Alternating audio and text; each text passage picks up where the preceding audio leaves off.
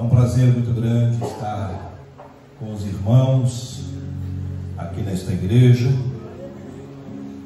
É a primeira vez, na verdade, que eu venho aqui em São Ludgero. É tão perto, né? E às vezes a gente pega por omissão, né? Podia estar vindo mais vezes. E desta feita, na presidência do pastor Raimundo Eufrásio, e juntamente com a sua esposa Raquel. Então, para mim é uma alegria conhecer mais uma parte do corpo de Cristo, os membros em comunhão e aqueles que estão nos visitando, o prazer, o corpo de obreiros, cooperadores, pastores, ministério da igreja do Senhor aqui em São Ludgero, que faz acontecer o crescimento da obra do Senhor. Porque só com a cooperação de todos é que a obra do Senhor cresce. Percebo que é uma igreja animada, entusiasta, feliz. Louvores, quero parabenizar aqui os ministros do louvor, que o fazem com maestria, aos que cantam, aos que louvam, aos que adoram. Todos estão aqui para adorar o nome do Senhor. O pastor Raimundo, como ele já falou, faz aproximadamente 42 anos que o conheço, que ele me conhece, e a recíproca é verdadeira, né? Então, os 42 anos mais ou menos que nos conhecemos, éramos muito jovens, magrinhos, né? Então, tão ajeitadinhos, tão bonitinhos na época, né? Mas o tempo é cruel. Então, o pastor Raimundo começou muito cedo em Criciúma, ele com a nossa irmã Raquel. Ele foi o nosso primeiro obreiro do Desafio Jovem de Criciúma em 1985. Então, os irmãos imaginam que é coisa antiga mesmo, né? Em 1985, nós inauguramos, eu, o pastor Vânio, mais uma diretoria, o Desafio Jovem de Criciúma, que foi o primeiro, posso dizer oficialmente, no estado de Santa Catarina. E o pastor Raimundo foi convidado para ser, ele também ajudou na construção e na elaboração e todo o encaminhamento do trabalho de recuperação e reinserção social dos dependentes químicos na época, e graças a Deus tivemos grandes resultados. O pastor Raimundo nos deu essa grande força na época. Depois ele foi também fazer um trabalho na região lá do norte do estado, mas por último, como Desafio Jovem, fui lá com o pastor Satiro Loureiro, que o Arlé banhou e puxou ele, roubou de nós, né, para ir para fazer o trabalho em Joinville, o pastor Satiro Loureiro, de saudosa memória. Um trabalho muito grande, muito lindo, feito em Joinville. A partir de então, o pastor Raimundo não parou mais. Aí, evidentemente, ele integrou-se efetivamente na obra, e ali só trabalho, só alegria. Até hoje, né? Trabalhador. Eu estava aqui pensando, sabe, uma vez eu estava, com muitos irmãos talvez não sabem, mas eu trabalhei 25 anos na Assembleia Legislativa, ali na assessoria, com alguns deputados, mas por último eu estava com o deputado Benedetti, e nós fomos lá estava indo lá para Jacinto Machado, bem no comecinho, assim, que eu vi uma vez, nós fomos lá, estava o pastor Raimundo e o Moisés, atravessando com cimento, nada de cimento, Progresso, trabalhando lá. Eu disse: olha, esse é meu amigo, trabalhador, esse pastor trabalhador, pega no cimento. Então é assim, sempre foi a vida do pastor Raimundo. Já esteve em várias cidades, por onde passou, Deus tem abençoado a sua vida e o seu ministério, e agora está servindo ao Senhor aqui com vocês em São Ludgero. A irmã Raquel também, uma pessoa que eu conheci muito jovem, filha do saudoso Orlando Brasil, que foi pastor Orlando Brasil, que foi pioneiro. Imagine os irmãos, um pioneiro do Evangelho. Podemos dizer literalmente um homem pioneiro do Evangelho. Ele, desde cedo, assim que se converteu, ele visitava as casas, ele era fotógrafo, tinha profissão de fotografar. Na época não era todo mundo que fazia isso. Então ele aproveitava e juntava o útil ao agradável. Então ele visitava as igrejas todas no sul do estado. Eu cansei de receber, eu era adolescente, criança ainda, de receber o pastor Orlando Brasil, o meu falecido pai, saudoso pai. Ele senta à mesa e horas falando das coisas de Deus, falando da Bíblia, e a gente aprendia junto com ele. E isso ele fez ao longo de toda a sua história. Então a Raquel tem um DNA muito lindo, que é o DNA do seu pai, que foi um pioneiro, homem de Deus na obra do Senhor. Por isso eu fico feliz quando o pastor Raimundo me convidou para estar aqui. Eu disse: eu vou, porque eu tenho um carinho muito grande pelo pastor Raimundo. Normalmente eu costumo ficar no culto de Santa Ceia mais em minha congregação, mas eu disse: vou lá, porque é um momento ímpar de estar aqui com os irmãos e poder desfrutar desse momento de comunhão com a igreja do Senhor aqui em São Luís de Gera. Evidentemente, irmãos, que quando se fala em culto de Santa Ceia, eu tenho assim uma grande responsabilidade, porque eu nasci no Evangelho, me criei no Evangelho, eu nasci. Então, desde criança, desde novinho, nos bancos da igreja, eu ouvia atentamente meus pastores, meus líderes, lendo o mesmo texto, mas quando falava sobre a Santa Ceia, eu sempre tive muito temor e muito respeito, porque é o principal culto da igreja, porque é o momento em que nós fazemos, na verdade, a recapitulação do momento mais importante do crente. É o momento que nós revivemos literalmente aquele momento exangue em que Cristo Jesus deu a sua vida por nós na cruz do Calvário. Eu, quando estive em Israel e nós fomos lá no Monte Gólgota, eu estava olhando assim, eu tenho as filmagens até hoje, tá, no YouTube.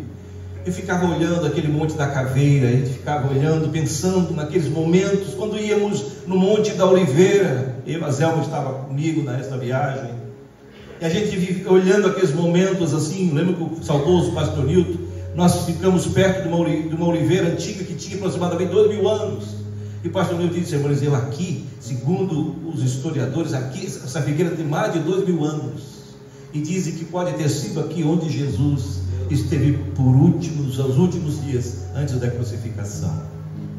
Então não tem como nós menosprezarmos este momento.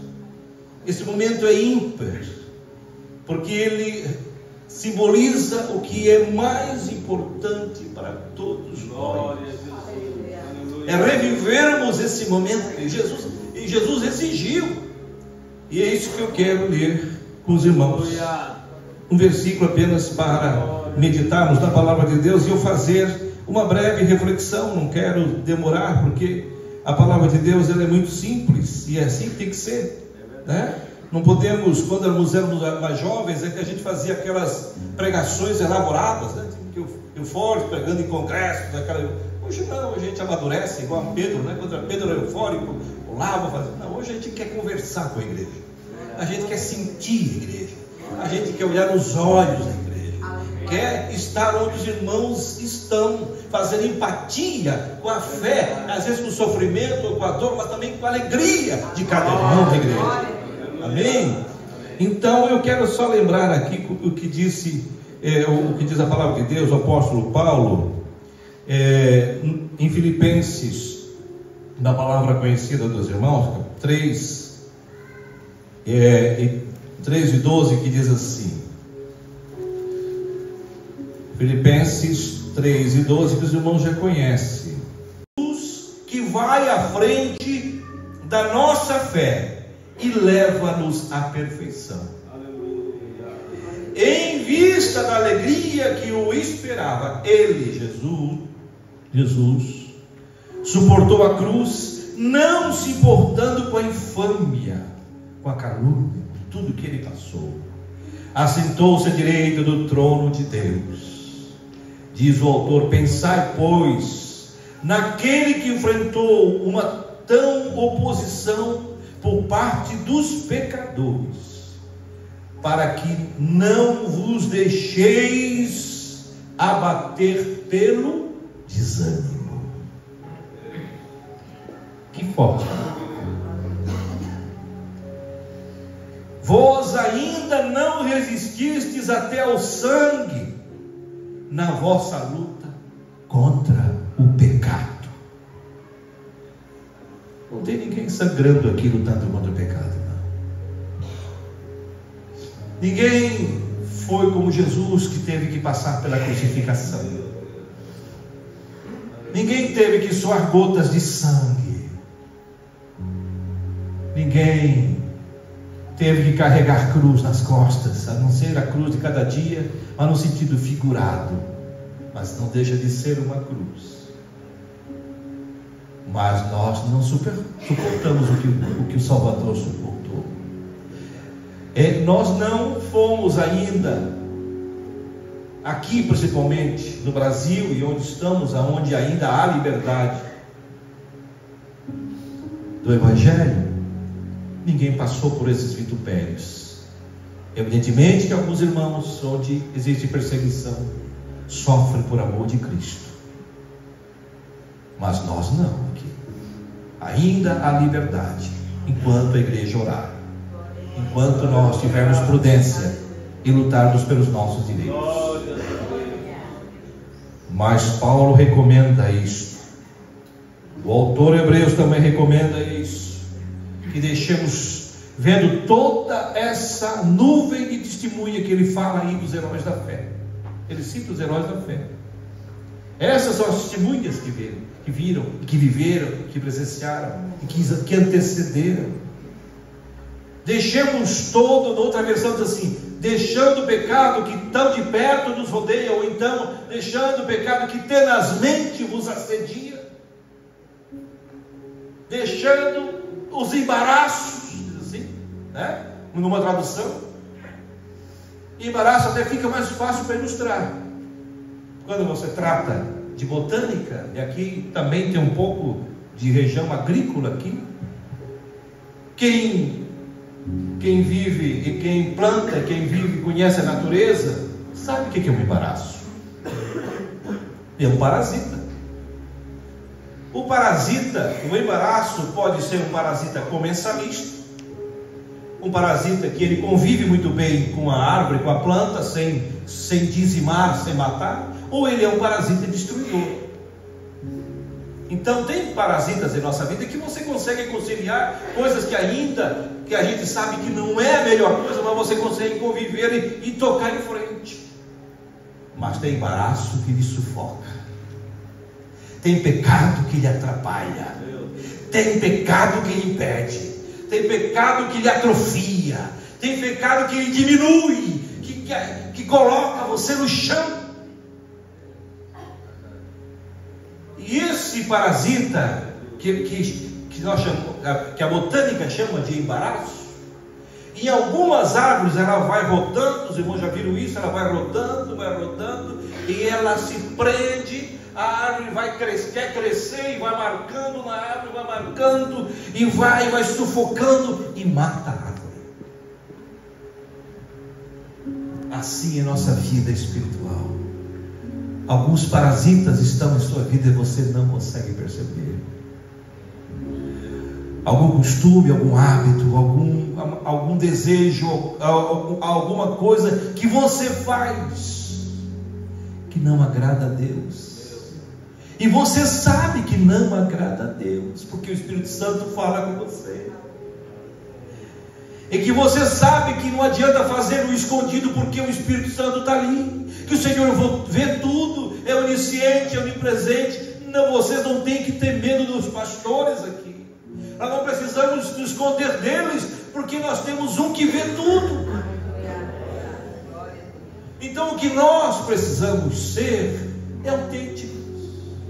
Quando nós nos sentimos presos nos embaraços, então peçamos ao Senhor Jesus, que é o supremo agricultor,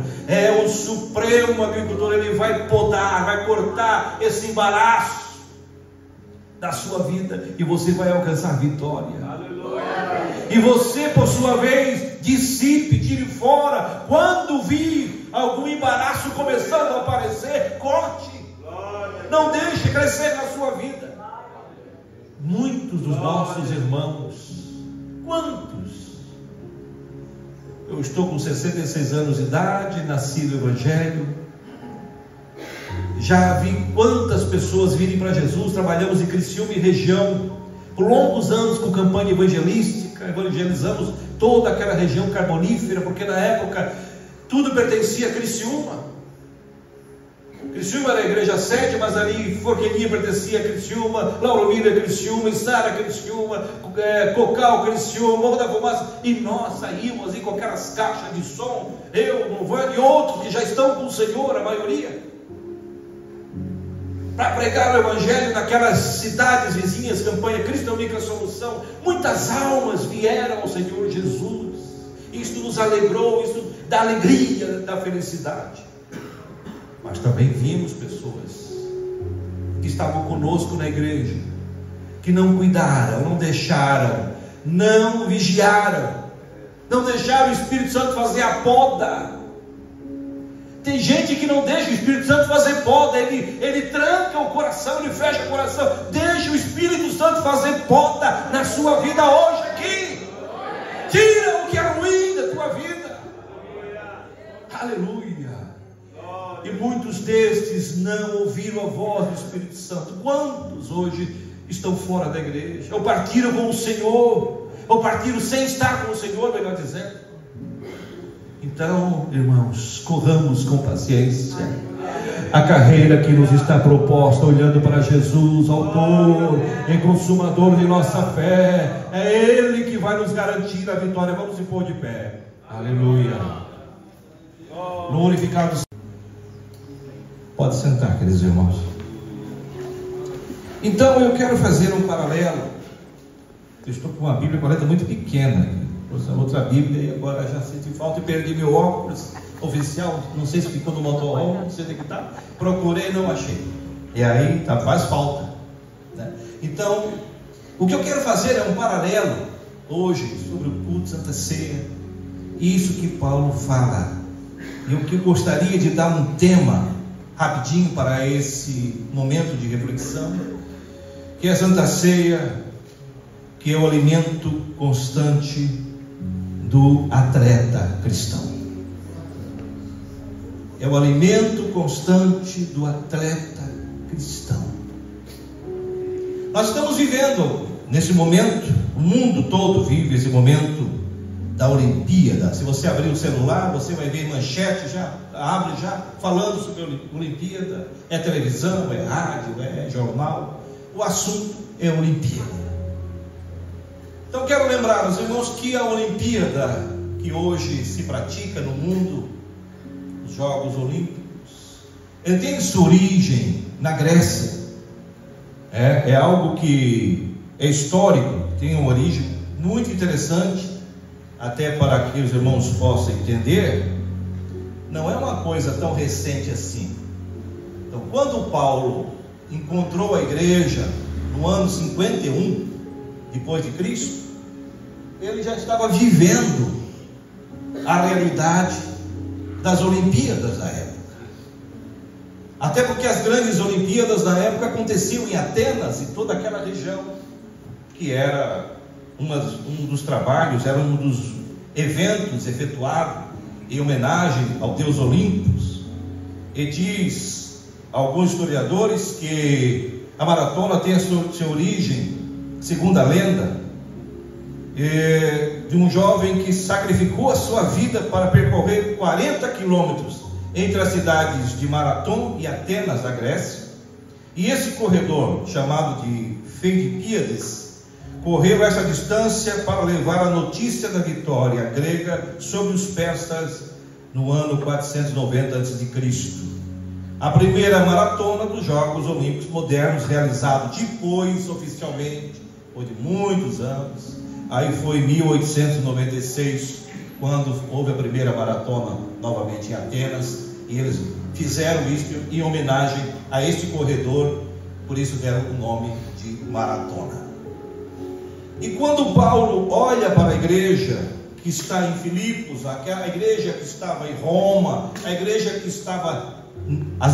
estavam na Grécia, como um todo, ele tinha sempre esse cuidado, ou então essa percepção, ou essa didática dele como sendo um homem preparado, como ele ou era, intelectualmente muito preparado e muito atualizado, ele fazia essa relação direta com algo que eles pudessem compreender. Tanto que quando ele esteve lá em Atenas também, quando ele esteve lá junto àquelas estátuas, ele não ficou criticando, não. Ele olhou para cada estátua daquela, olhou, ficou olhando, caminhando, e alguém perguntou sobre o que ele estava fazendo ali. Ele aproveitou aquele momento e fez um discurso sobre o Deus desconhecido. Os irmãos já leram sobre isso. Então ele aproveitou um momento, uma história, algo do momento cultural do povo, para pregar para eles que não conheciam a palavra de Deus. Então Paulo, quando se dirige à igreja que estava em Filipos, ele também faz essa comparação, porque ele fala de algo de esporte, mas prossigo para alcançar aquilo para o que fui alcançado por Cristo Jesus. Não julgo eu ter alcançado, mas uma coisa eu faço, que esquecendo as coisas que para trás ficam e avançando para as que estão diante de mim, prossigo para o alvo, que é Cristo. Amém, igreja? Amém. E ele faz essa correlação de força, e ele diz em Coríntios 11 e 23, dizendo assim: porque eu aprendi com o Senhor.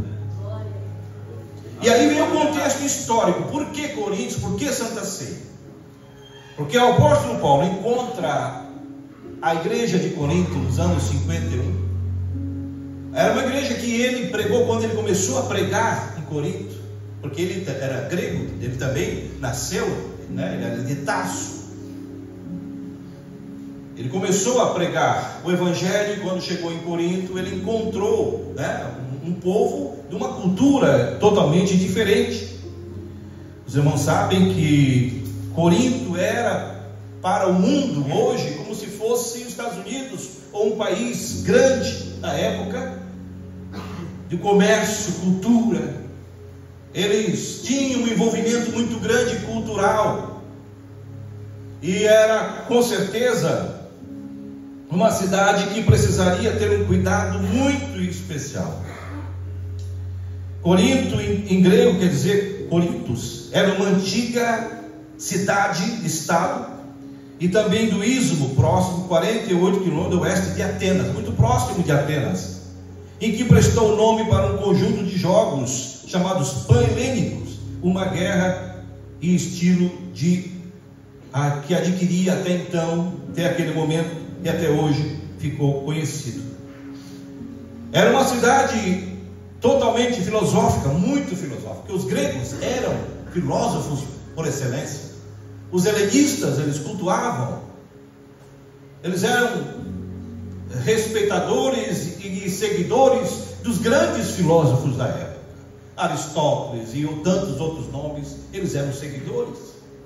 Então a Grécia tinha essa formação, e neste período ele era a capital da província romana da Caia, que abriga o sul da Macedônia. Era um centro do comércio muito rico e atraía pessoas de todo o Império Romano, tornando-se uma das cidades mais diversificadas da região. Hoje, para quem for em Corinto, for passear lá, vai encontrar, é uma das maiores cidades, vamos colocar, a segunda maior cidade da região de Peloponeso, com 60 mil habitantes aproximadamente. E mais, o apóstolo Paulo começou a evangelizar lá, e era uma cidade que tinha toda essa característica, os irmãos estão entendendo e conhecendo agora. Ali estava também o templo de Diana dos Efésios, o templo de Eros, o deus do erotismo. Era também um centro esportivo e era um centro cultural. Era também o local do deus Dionísio, chamado Deus Baco, deus dos prazeres, das orgias. Imagine o que era Corinto. E vejam que diante deste quadro, o apóstolo Paulo encontra ali muitos sábios, filósofos do mundo antigo. Veja que quando ele começa a sua carta, inclusive, ele compara a sabedoria humana com a sabedoria divina. E ele diz assim, que a nossa sabedoria humana, eu as comparo como lixo, como esterco, diante de tudo aquilo que nós conhecemos do nosso Senhor. Aleluia. Paulo nunca perdeu também o seu tempo para estar debatendo. E às vezes eu penso, porque eu estudei filosofia também, às vezes eu pensava que na Bíblia eu encontraria alguns embates do apóstolo Paulo com os filósofos da época, mas não, a não ser com um caso isolado dos epicureus e estoicos, em uma situação quando ele estava em Atenas, quando ele estava lá olhando aqueles templos, aqueles homenagens, aqueles deuses que estavam lá, porque ele chamava a filosofia como vã. Ele diz que é algo que não levava a nada, de que a verdadeira sabedoria estava em Deus, em Jesus Cristo, naquilo que nós precisamos conhecer. Porque não é o conhecimento humano que vai levar o homem ao céu, não é o conhecimento humano que vai nos dar a salvação, aquilo que o nosso irmão que nos antecedeu já falou, já pregou. Jesus disse: vinde a mim, cansados e oprimidos, e eu vos aliviarei. É Jesus que tem a resposta. Mas ele diz: e eu aprendi com o Senhor. E o que ele aprendeu com o Senhor?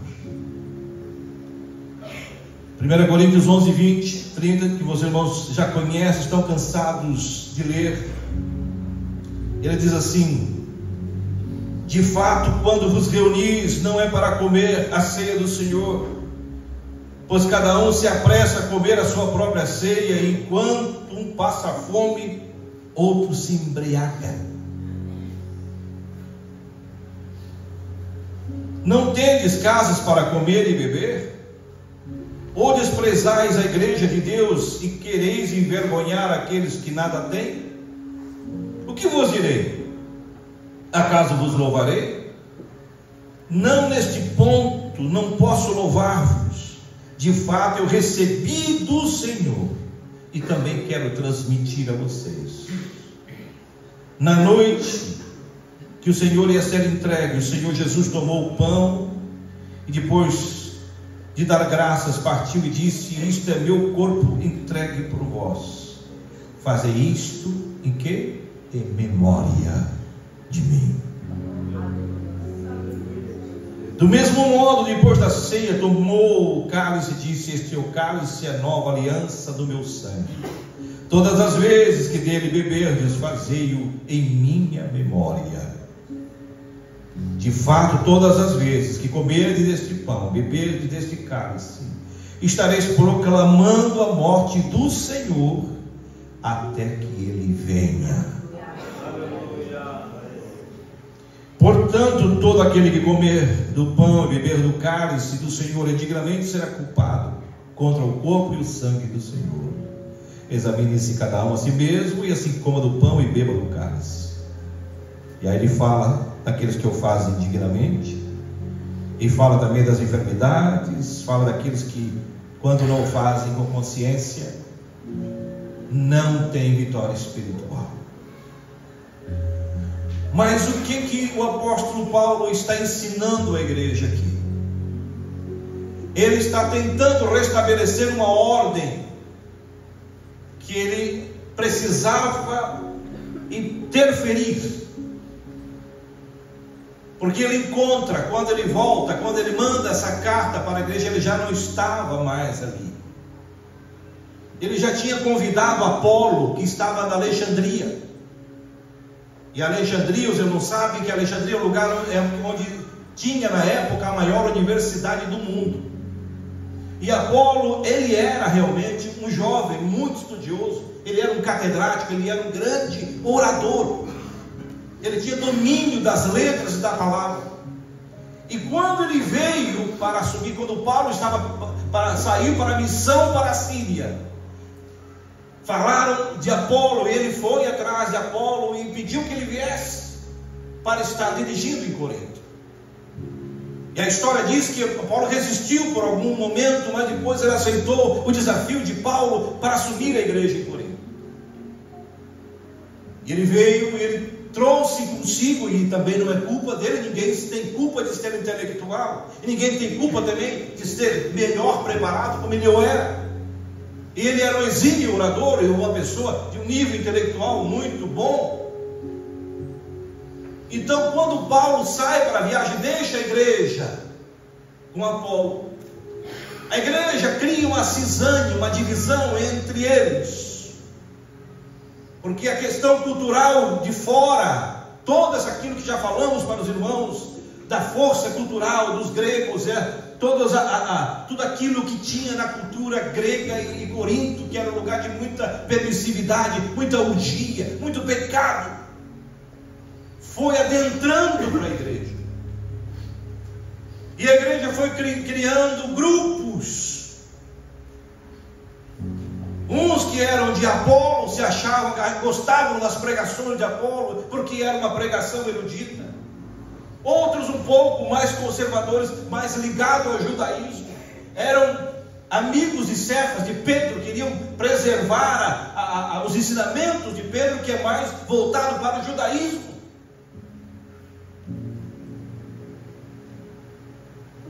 E aqueles que eram de Paulo, mesmo Paulo não estando aqui, mas dizia assim: não, eu tenho saudade das mensagens de Paulo, porque eram mensagens poderosas, de poder e de virtude e de ensino. E tinha mais um grupo, que o apóstolo chama o grupo de Cristo, que diziam que era o grupo de Cristo, porque se achavam melhores que os outros. Eles eram realmente mais voltados para o espiritual, eles davam mais ênfase ao batismo com o Espírito Santo, eles eram pentecostais de fato, mas eles pecavam na humildade de achar-se melhor do que os outros. E a igreja se dividiu em grupos, ela foi sectarizando, e foi perdendo a sua força, foi perdendo a sua virtude, e foi criando cisânias dentro dela. E quando Paulo escreve para essa igreja, ele escreve com muita mágoa, porque ele sabe a dor que foi para semear, para pregar, para começar do zero, enfrentando as dificuldades para pregar o evangelho naquele lugar. Ele deixa na mão de outro, e aí o outro não consegue dar sequência, segurar como deveria, e ele tem que ser duro na carta. E ele fala, ele manda essa carta, que eu recebi do Senhor, como que ele diz: vocês não queiram me questionar. Aleluia. Eu recebi do Senhor, e vou passar para vocês o que eu aprendi. Vocês estão misturando, vocês estão confundindo o culto de Santa Ceia. Aleluia. O culto de Santa Ceia, na verdade, era para ser, tinha que ser, era uma festa. Na verdade, era uma festa de Santa Ceia, onde havia muita comida, muito momento de alegria. A igreja primitiva fazia assim, fazia um banquete e eles comiam, e depois faziam aquele momento de devoção. Só que começou por esse sectarismo, começou a ter divisões até mesmo na hora da ceia. Aí começou a ter grupo ligados ao Apolo, que era no cantinho, que eram chamados intelectuais da igreja. Não tem isso por aqui? Tomara que não. Tinha o grupinho de Cefas, aqueles de Pedro, que não, eu sou mais judeu do que cristão. Eu gosto mais de cumprir a lei, eu gosto mais de ficar naquele contexto ali, é isso, é aquilo, tudo é pecado, isso é pecado, tudo não pode, a igreja tudo não pode. E tem aqueles que era aquele que era de Paulo, que ficava no centro, aquele que aprendeu com Paulo, ficava ali, mas esse grupo estava lá na hora da ceia, esses grupos estavam divididos. E o problema, irmãos, que aqui a ceia tinha um motivo muito interessante, que nesse momento de confraternização, ali também os pobres tinham oportunidade de cear, sair dali satisfeitos, felizes, se alimentando, tanto fisicamente como espiritualmente. E aqueles que o faziam desordenadamente, e aqueles que não tinham ensinamento, que já tinham prostituído até da fé e desrespeitaram os ensinamentos, eles vinham para a Santa Ceia para beber, transformavam o culto de Santa Ceia numa reunião de bebedeira e de glutonaria. E Paulo disse assim: quem quiser comer, que come em casa. Aqui não é lugar para glutonaria, não, e é lugar para bêbado. Ninguém vem para a Santa Ceia aqui para sair bêbado daqui. Paulo teve que colocar ordem na casa. E esse é o papel do homem de Deus. O homem de Deus tem que estar no centro. O pastor da igreja, quando ele fala para a igreja, quando ele orienta a igreja, ele orienta para o melhor. E quando não há respeito com o líder da igreja, com o pastor da igreja, com aquele que prega, com aquele que dirige, a igreja entra em facção, em divisão de opinião. E a verdade é uma só, a verdade é Jesus, e a verdade é a palavra de Deus, e ninguém pode mudar do que está aqui. Amém, igreja? Os irmãos estão entendendo o que o Espírito Santo quer dizer? Aleluia. Então o apóstolo Paulo pega essa igreja dividida com problemas, não sabendo respeitar a ceia do Senhor, transformaram aquele memorial num banquete de orgia e carnalidade. Para começar, alguns que vieram, boa parte deles já eram gregos. E os gregos vinham já de uma cultura dos cultos que fazia, chamados os cultos pagãos. Já tinham no seu templo aqueles locais, uma espécie de ambiente onde eles faziam festas de orgias. Então já trouxeram um pouco dessa cultura para a igreja e querendo impor. Não, porque lá onde eu vim, lá tinha, a gente fazia uma festa lá ao deus Apolo, depois tinha dança, depois tinha comida, tinha isso, tinha aquilo, e era muito bom, e queriam pressionar para fazer a mesma coisa. Fogo estranho no altar, fogo estranho para a igreja. E Apolo, muito liberal, foi deixando acontecer isso. E chega um momento que Paulo escreve e põe a coisa no lugar. Vocês têm que parar com isso. Eu aprendi com o Senhor que é assim. Na noite que ele for traído, que ele orientou assim, né? Cada um faça segundo a sua consciência, nenhum tome a Santa Ceia, profane o que é sagrado. Isso aqui é um memorial. Seria semelhante, irmãos, da Santa Ceia, nós colocarmos aqui um filme aqui da crucificação. Os irmãos estão me entendendo? Como se nós projetássemos aqui na tela o momento da crucificação de Jesus, o momento em que ele é açoitado, no momento que ele é ferido, no momento que ele é crucificado, em que o sangue sai do seu corpo, em que eles colocam a coroa de espinhos sobre a cabeça, cada detalhe da crucificação. Paulo recomenda, e o Senhor também recomenda, que façam isso em memória. Aleluia! Para não esquecermos do sacrifício de Jesus, para não ser em vão o sacrifício do Senhor, e não desvalorizarmos o que o Senhor fez por nós. Então volta ao que eu disse no começo. Então, quando eu venho em um culto de Santa Ceia, eu venho com muito respeito, eu venho com muita reverência, porque eu sei que é aquele momento em que nós nos deparamos, fazemos empatia. A palavra empatia não quer dizer colocar-se no lugar do outro. Seria o momento em que nós fazemos empatia com Jesus, nos colocamos no lugar dele, sentindo as dores da cruz, as dores das batidas do martelo, do prego em sua pele, da coroa de espinho, de tudo que ele sofreu, foi humilhado por nós. Esse é o segredo da Santa Ceia. Não é outra coisa, não é nós chegarmos aqui, comemos e ir embora apenas por uma formalidade, não. Culto de Santa Ceia tem que ser um compromisso. Eu vou estar comendo do corpo de Cristo, da carne que foi moída por mim na cruz do Calvário. Quando eu beber do suco da vide, eu vou lembrar do sangue que foi escorrido, sim, que jorrou na cruz do Calvário por mim e por você.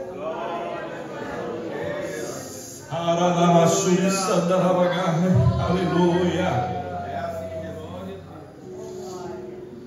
não pode ser diferente, irmãos. Glória a Jesus. E o apóstolo Paulo diz mais: façam isso. E Jesus disse: até que eu volte. Não uma vez só não, é até que eu volte. Agora, se você não acredita na volta de Jesus, se você não crê que um dia a igreja vai ser arrebatada e de que um dia nós estaremos para sempre com o Senhor, aí eu lamento. Aí você não precisa nem tomar a Santa Ceia. Porque se você não acredita que de uma hora para outra a trombeta vai soar, e que nós que estamos vivos, diz o apóstolo Paulo, não precederemos os que já dormem no Senhor, mas nós nos encontraremos. Aleluia! Atitude de união que tem que começar aqui, e nós nos encontraremos no ar.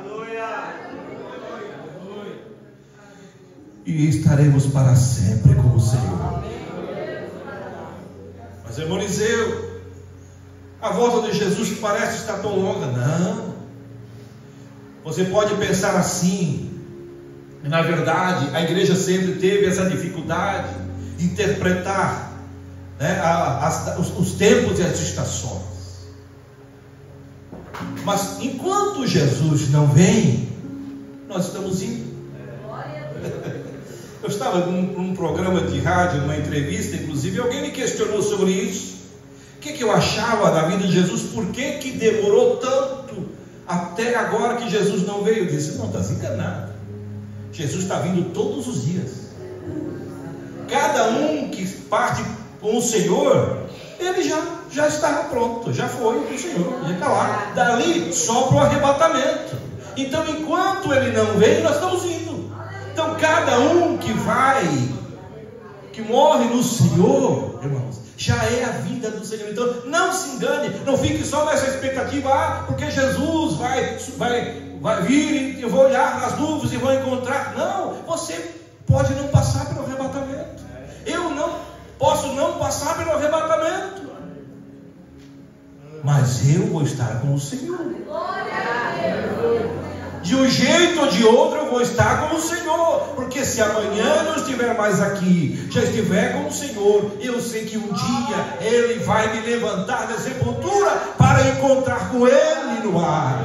Então não me importa quanto tempo Ele vai demorar, quantas obras acontecerão, se o anticristo já está aí para começar a fazer todas as suas atuações, que eu sei que já está. Eu não preciso trazer aqui um tratado teológico, escatológico, para tratar da vida de Jesus, irmãos. Eu digo isso para os companheiros: gente, é importante escatologia, é importante para conhecer, mas o mais importante é preparar a igreja para estar com o Senhor, para que amanhã, se Ele fechar os olhos, Ele está preparado, porque Jesus disse: ninguém sabe o dia nem a hora, nem da vinda do Senhor e nem de quando vamos morrer. Muito mais perto, eu sempre digo, alguns ficam chateados comigo, até a Zelma às vezes fica chateada comigo quando eu digo isso. Mais perto do que a vinda de Jesus, talvez seja a minha morte. E aí, eu estou indo ao encontro dele. Então, o que eu preciso aprender com isso, irmãos, é que nós temos que estar preparados a qualquer momento, a qualquer segundo. Não tem trégua. Porque as pessoas querem trabalhar na hipótese de data, de tempo, estações, porque ele acha que ele tem um tempo para usar o mundo, para desfrutar do mundo, até Jesus vir. Eu ainda vou dar mais uma agitadinha, mais uma aprontadinha por aí, vai dar tempo. Não dá tempo não. Muitos pensaram assim e morreram antes. E aí? Como é que vai estar? Jesus já veio para ele. Ele vai ter que se encontrar com o Senhor, vai ter que dar conta de tudo que ele fez. Então hoje, Paulo fala de hoje, a palavra de Deus diz hoje. Hoje, se ouvires a palavra de Deus, não endureçais os vossos corações. Porque ninguém tem certeza do amanhã. Porque o amanhã não pertence a nós. Quando a gente chega nessa idade, a gente começa a olhar para a esquerda, para a direita, companheiros que já estão indo, companheiro de ministério. Hoje foi o Antônio Israel, né? Israel, pastor antigo, nosso pastor de Criciúma, cooperador ali. Todos os dias nós estamos sepultando os amigos, companheiros, pastores, pessoas que conhecemos. São pessoas que desde já morrem no Senhor, que já foram, já estão aguardando o soar da trombeta.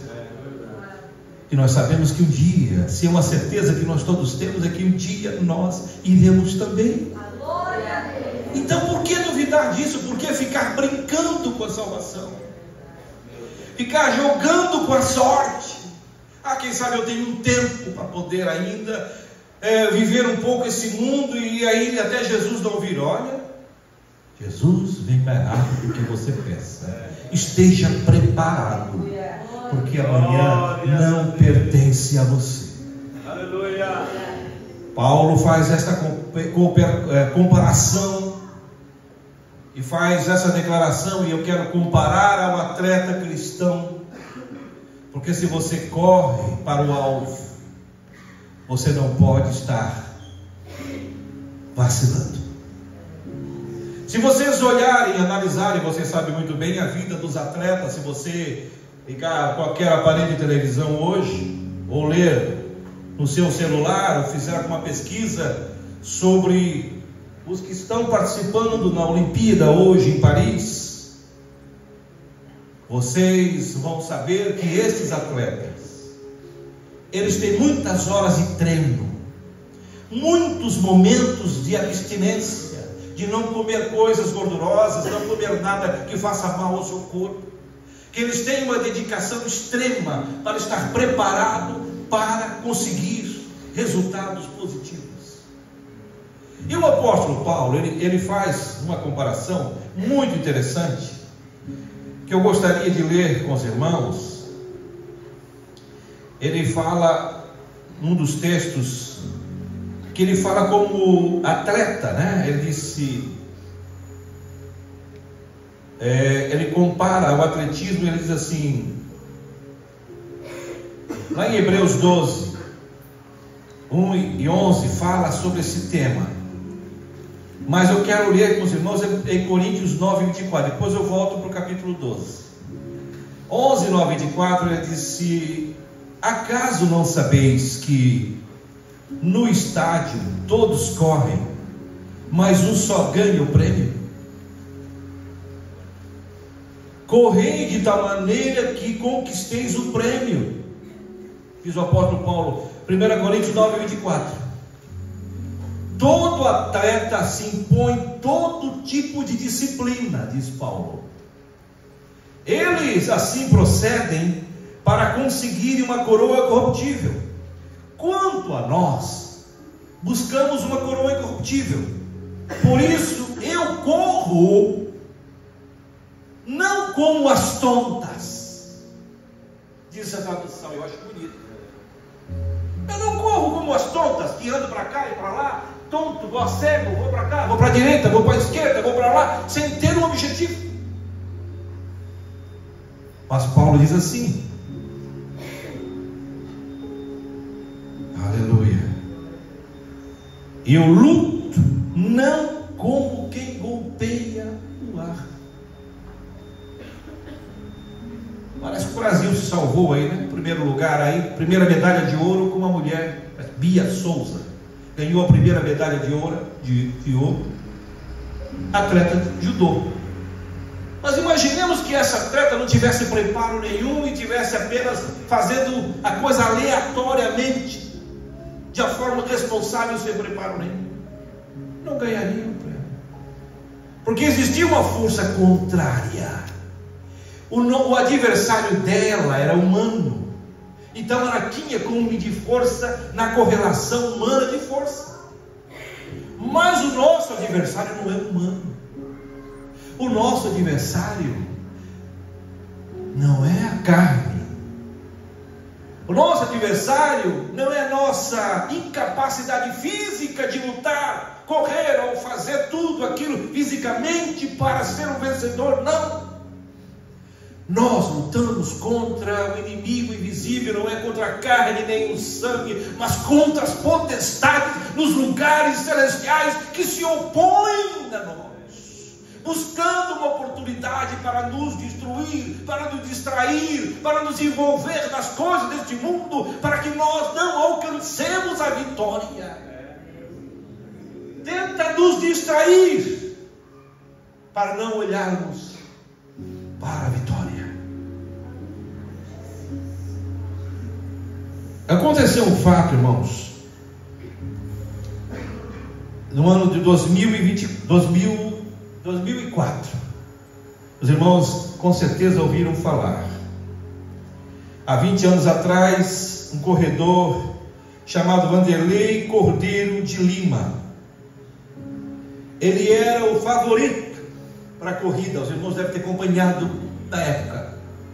Ele era o favorito, estava indo na frente, correndo, e toda velocidade sai um ex-padre irlandês chamado Cornelius Oran, sai, que estava atrasado na corrida, lá atrás, como que diz, já que eu não vou ganhar, eu não vou deixar esse ganhar também. Ele foi ao encontro do corredor, desses cidadãos, irmãos, vocês podem olhar na internet, procure lá Vanderlei Cordeiro, a história dele como corredor. Ele foi ao encontro dele, segurou ele, para ele parar a corrida. Ele se desviou e continuou a correr, mas não chegou mais em primeiro lugar, chegou em terceiro lugar, porque alguém o distraiu, alguém o atrapalhou, alguém impediu que ele corresse. O apóstolo Paulo, em Gálatas 5:7 diz assim, pergunta a ele, Gálatas 5:7, corris também. Resumindo, traduzindo, vocês estavam correndo também. Quem vos impediu de continuar a correr bem e com a verdade? Amém, igreja? Essa influência não pode vir de outro lugar senão daquele que nos chamou e que nos capacitou para que nós fôssemos mais que vencedores. Aleluia,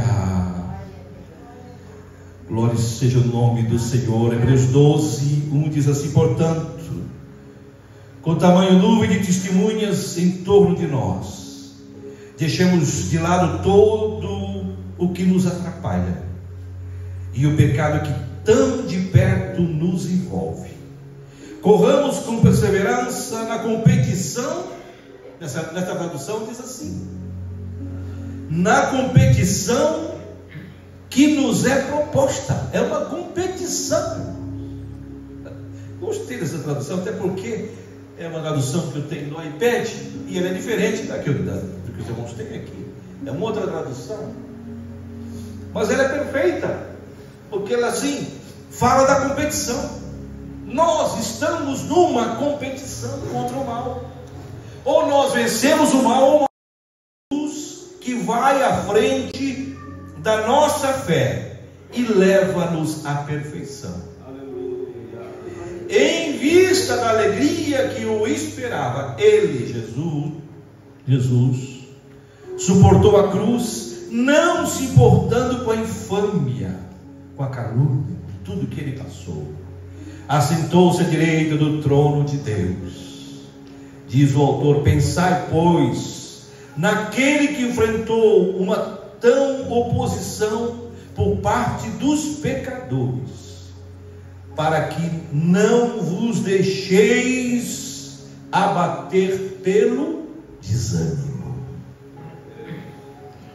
Que forte. Vós ainda não resististes até ao sangue na vossa luta contra o pecado. Não tem ninguém sangrando aqui lutando contra o pecado, não. Ninguém foi como Jesus, que teve que passar pela crucificação. Ninguém teve que suar gotas de sangue. Ninguém teve que carregar cruz nas costas, a não ser a cruz de cada dia, mas no sentido figurado, mas não deixa de ser uma cruz. Mas nós não suportamos o que o Salvador suportou. Nós não fomos ainda, aqui principalmente no Brasil e onde estamos, aonde ainda há liberdade do Evangelho, ninguém passou por esses vitupérios. Evidentemente que alguns irmãos, onde existe perseguição, sofrem por amor de Cristo, mas nós não. Aqui ainda há liberdade, enquanto a igreja orar, enquanto nós tivermos prudência e lutarmos pelos nossos direitos. Mas Paulo recomenda isso, o autor Hebreus também recomenda isso, que deixemos, vendo toda essa nuvem de testemunha que ele fala aí dos heróis da fé, ele cita os heróis da fé. Essas são as testemunhas que viram, que viveram, que presenciaram e que antecederam. Deixemos todo, outra versão diz assim: deixando o pecado que tão de perto nos rodeia, ou então deixando o pecado que tenazmente vos assedia,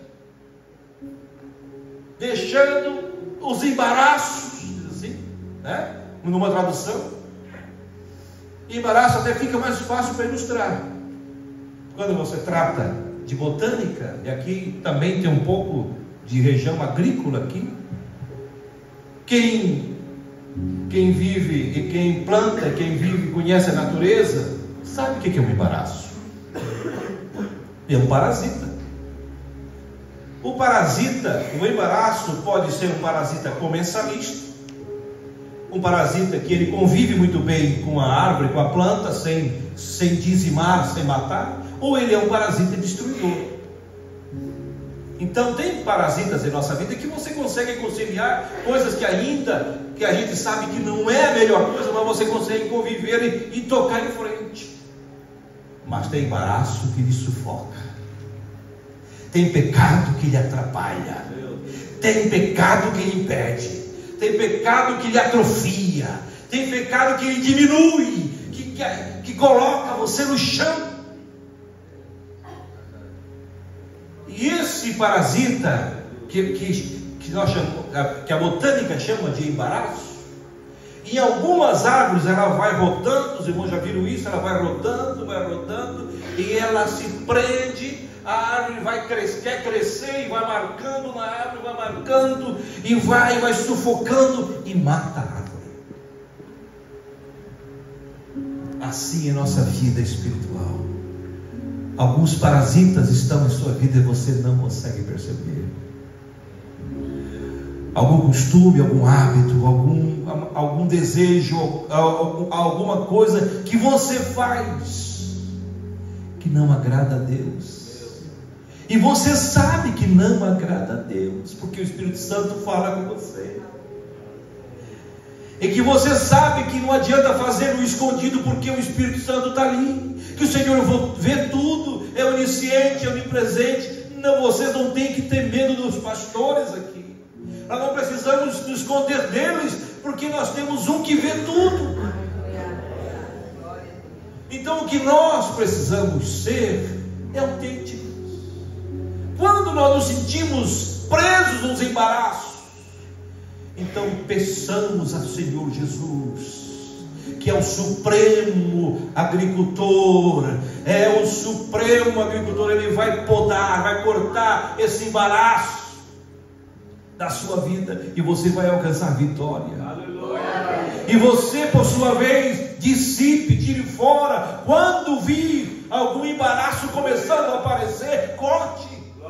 Não deixe crescer na sua vida. Muitos dos nossos irmãos, quantos? Eu estou com 66 anos de idade, nasci no Evangelho, já vi quantas pessoas virem para Jesus. Trabalhamos em Criciúma e região por longos anos com campanha evangelística, evangelizamos toda aquela região carbonífera, porque na época tudo pertencia a Criciúma. Criciúma era a igreja sede, mas ali Forquilhinha pertencia a Criciúma, Lauro Miller Criciúma, Sara Criciúma, Cocal Criciúma, Morro da Fumaça, e nós saímos aí com aquelas caixas de som, eu, Louvando e outros que já estão com o Senhor, a maioria, para pregar o Evangelho naquelas cidades vizinhas, campanha Cristo é a única solução. Muitas almas vieram ao Senhor Jesus, isto nos alegrou, isto dá alegria, dá felicidade. Mas também vimos pessoas que estavam conosco na igreja, que não cuidaram, não deixaram, não vigiaram, não deixaram o Espírito Santo fazer a poda. Tem gente que não deixa o Espírito Santo fazer poda, ele tranca o coração, ele fecha o coração. Deixa o Espírito Santo fazer poda na sua vida hoje aqui. Tira o que é ruim da tua vida. Aleluia. E muitos destes não ouviram a voz do Espírito Santo. Quantos hoje estão fora da igreja? Ou partiram com o Senhor, ou partiram sem estar com o Senhor, melhor dizendo. Então, irmãos, corramos com paciência a carreira que nos está proposta, olhando para Jesus, autor e consumador de nossa fé. É Ele que vai nos garantir a vitória. Vamos se pôr de pé. Aleluia. Glorificado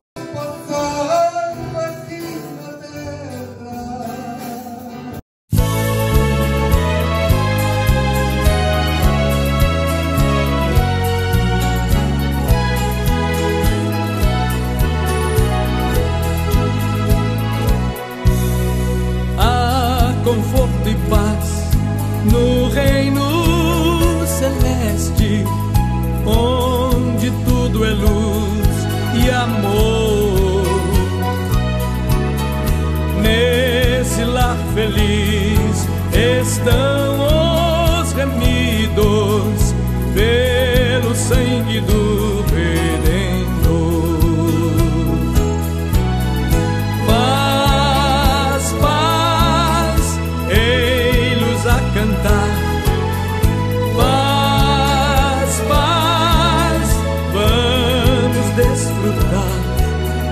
Plena vida eterna nessa morada, com Jesus iremos gozar.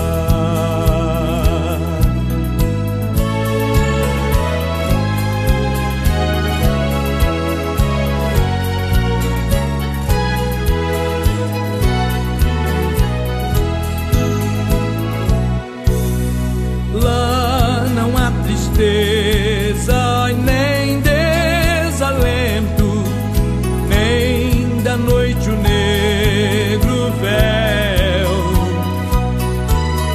Só amor e luz que emanam de Cristo, nesse lar feliz que é o céu.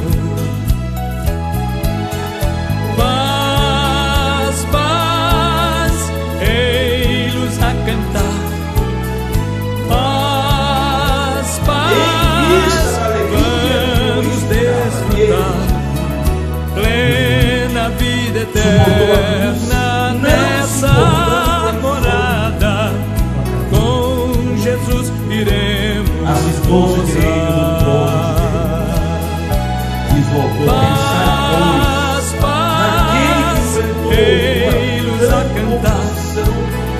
Paz, paz, vamos desfrutar. Plena vida eterna